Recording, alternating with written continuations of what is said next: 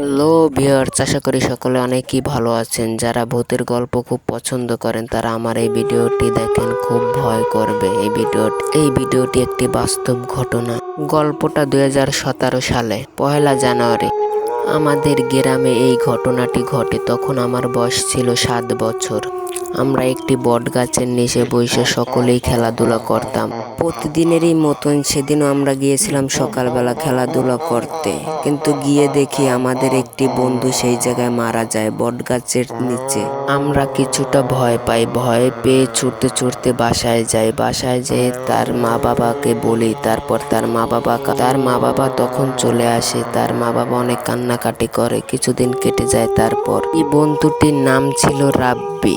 সেই থেকে অনেক মানুষ সেই বট গাছের নিচে যাওয়া বন্ধ করে দেয়। রীতিমতন সেই রাস্তা থেকেই চলাফেরা বন্ধ করে দেয়। হঠাৎ একদিন আমাদের এক প্রতিবেশী চাচা সেই বট গাছের নিচ থেকে আসা ধরছিল রাত্রিবেলায় আসছিল ইলিশ মাছ। সে বাজার থেকে ইলিশ মাছ কিনে আনলো। হঠাৎ করে সে দেখলো যে বট গাছে একটি বাচ্চা ওঠার চেষ্টা করতে আছে, কিন্তু সে ভাবলো যে এত রাতে এই বাচ্চাটা কোথা থেকে এলো। রাত বাজে তখন 12টা। সেই বট গাছের পাশে একটি নদী ছিল। চাচা বাচ্চাটাকে দেখে অনেকটা ভয় পায়। ভয়ে ভয়ে সে বলতে থাকে যে তুমি এত রাতে এই জায়গায় কি করো। বাচ্চাটা চাচার দিকে কিছুক্ষণ তাকিয়ে থেকে কোনো কথা না বলে সেই বাচ্চাটা নদীর দিকে চলে যায়। চাচা এইগুলো দেখে কিছুটা ভয় পায়। কোনো কথা না বলে চাচা ছুটতে ছুটতে বাড়ি যায়। সেদিন থেকে সেই বট গাছের নিচে কেউ যেত না। সেই বট গাছের চারপাশ থেকেও কেউ চলাফেরা করতো না। সবাই আতঙ্কর ভিতরে পড়ে যায়। সেই বট গাছ অভিশপ্ততে পরিণত হয়। তারপরে কেটে যায় অনেক বছর। আমাদের গ্রামে সেই স্কুল কলেজ তেমন ভালো ছিল না। আমার বাবা মা ঢাকা পড়াশোনা করতে বলে, আমি ঢাকা পড়াশোনা করি। হঠাৎ একদিন আমার চাচা আমাকে ফোন দিয়ে বলে যে তোর বাবা খুব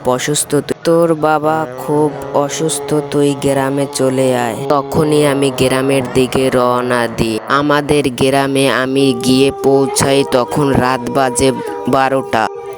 আমি তখন একলা নামি আমাদের গ্রামের দোকানপাট সব বন্ধ ছিল। আমি একলা মোবাইলের টর্চ লাইট জ্বালিয়ে একলা হাঁটতে হাঁটতে কিছুটা এগিয়ে যাই। সামনে একটি ব্রিজ পড়ে। ব্রিজের ওই জায়গা থেকে আমি একটু দাঁড়াই। হঠাৎ দেখি আমি ব্রিজের উপরে অনেকগুলো ছোট পোলাপাইন বসা। আমি ছেলেদেরকে জিজ্ঞেস করি তোমরা এত রাতে এই জায়গায় কি করো। ছেলেরা কয় কিছু না। এটা বলে আমি চলে যাই। কিছুক্ষণ পর পিছনে তাকিয়ে দেখি ছেলেগুলোকে আর দেখি না। আমি ভাবলাম মনে হয় বাসায় চলে গেছে। এই কথা বলে আমি যেতে থাকি। আমাদের গ্রামে যেতে হলে একটি নদীর ওপার যেতে হয়। আমি নদীর পাড়ে যেতে থাকি। গিয়ে দেখি অনেকগুলো কাক বসা নদীর পাড়ে, অনেকগুলো কাক বসা। আমি এইগুলো দেখে কিছু মনে করি না। আমি একটু সামনে এগিয়ে যাই। দেখি অনেকগুলো কুকুর বসা, কি যেন কুকুরে খাচ্ছে। কুকুরগুলো আমাকে দেখে চলে যায়। আমি তখন সামনে এগিয়ে দেখি কুকুরে কি খাচ্ছে। দেখি একটি ডেড বডি, মরা লাশ খাচ্ছে। সেটা দেখে আমি খুব ভয় পেয়ে যাই। ভয়ে আমার গা থেকে ঘাম ঝরে। আমি কি করব তা বুঝতে পারতেছি না। নদীর পাড়ে চেয়ে দেখি হারিকেনের আগুন জ্বলে। আমি কিছুটা শান্তি অনুভব করি। তখন আমি নদীর পাড়ে গিয়ে দেখি মাঝি নৌকা নিয়ে বসা আছে। আমি কই চাচা আমাকে নিয়ে চলেন ওপার।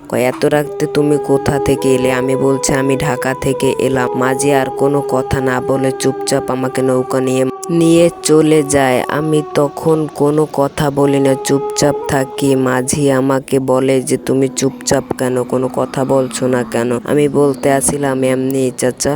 তখন আমি আকাশের দিকে চেয়ে থাকি। নিচে তাকিয়ে দেখি মাঝিকে আমি দেখি না। সেটা দেখে আমি আরো ভয়ে পড়ে যাই। ভয়ে আমার গা থেকে ঘাম ঝরে। আমি কি করব সেটা বুঝতে পারি না। তখন আমি বইটা হাতে নিয়ে আমি একলা নদী পার হয়ে যাই। যেতে যেতে দেখি সেই সামনের বট গাছ আমার সামনে পড়ে। আমার হৃদয় কেঁপে উঠে ভয়ে।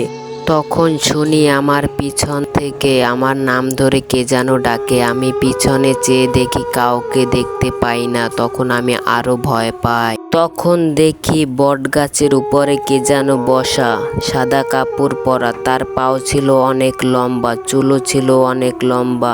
আমি দেখে অনেক কিছুটা ভয় পাই।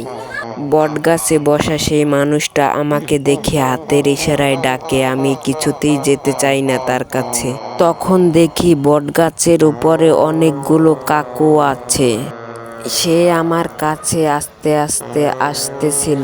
তখন দেখি তার চোখ আছিল না, চোখ তার হাতে আছিল। সে এসে আমার গলা চেপে ধরল, আমার মুখ দিয়ে রক্ত পড়ে।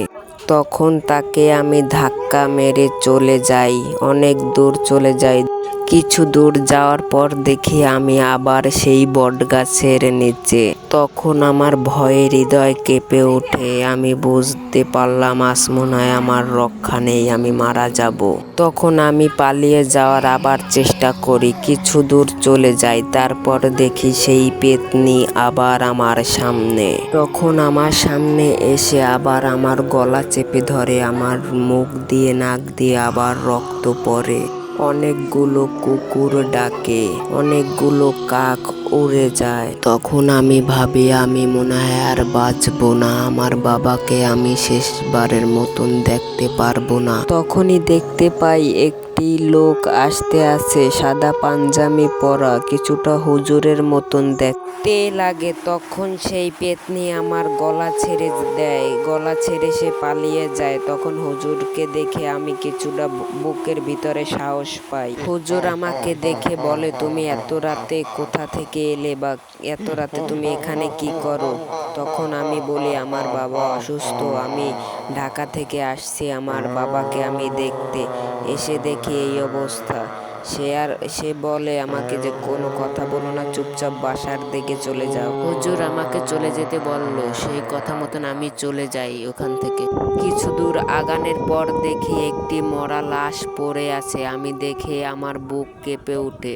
লাশটা দেখি আস্তে আস্তে সে দাঁড়ায়। চারপাশে দেখি কতগুলো তাল গাছ, রাস্তার পাশে দেখি কতগুলো তাল গাছ। শিয়ালগুলো ডাকতে আসছিল। আমি ভয়ে ভয়ে বললাম যে তুমি কে? সে আমাকে বলল যে তোর ছোটবেলার বন্ধু আমি বললাম তুই তো অনেক আগে মারা গেছো। সে বলল যে আমি মারা গেছি, আমার আত্মা এখনো আছে সেই বট গাছে। আমি বললাম যে কি করলে তোর আত্মা মুক্তি পাবে সেই বট গাছ থেকে? সে বলল যে আমার মুক্তি চাই না, তোকে চাই, তুই আমার সাথে থাকবি। আমি বললাম কিভাবে থাকবো তোর সাথে? সে বলল যে আমি তোকে এখন মেরে ফেলবো। এই কথা বলে সে আমার গলা চেপে ধরলো, আমার মুখ নাক দিয়ে আবার রক্ত পড়ে, নিঃশ্বাস বন্ধ হয়ে যায়। কিছুক্ষণের ভিতরে মসজিদে আয়াজান দেয়, আত্মাটি পালিয়ে যায় আয়াজান শুনে। তারপর আমি বাসায় যাই, আর কোনো সময় একলা সেই বট গাছের নিচে যাই না। গল্পটি ভালো লাগলে কমেন্টে বললেন যে গল্পটি ভালো লাগছে।